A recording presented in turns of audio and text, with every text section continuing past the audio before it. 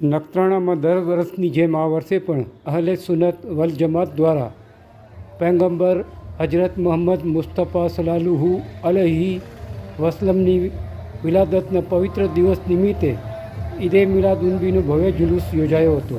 જુલુસમાં નખત્રાણા મુસ્લિમ ફળિયાની જુમા મસ્જિદ, નવાનગર મસ્જિદે મોહમ્મદી તથા અહલે સુન્નત વલ જમાતની મસ્જિદોના પેશ ઇમામ સાહેબો, મુતવલ્લી સાહેબો, નવાનગર ફૈઝાને મદીના મદ્રેસાના તબલાઓ, મુબલિગો, સામાજિક આગેવાનો સહિત મોટી સંખ્યામાં મુસ્લિમ બિરાદરો જોડાયા હતા. આ પ્રસંગે ખેતરદેવ કલબ ચેરિટેબલ ટ્રસ્ટના સેવાભાવી કાર્યકરોએ નિયાજ, નાસ્તા અને ઠંડા પીણાના સ્ટોલોની વ્યવસ્થા કરી હતી. જ્યારે મુસ્લિમ ફળિયાના નવયુવાનોએ ઠંડા અને ફિલ્ટર પાણીની બોટલોનું વિતરણ કર્યું હતું.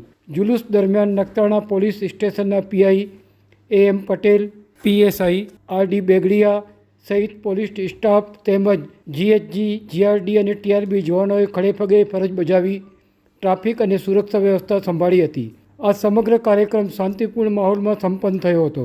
રિપોર્ટ પિંજારા મુબારક.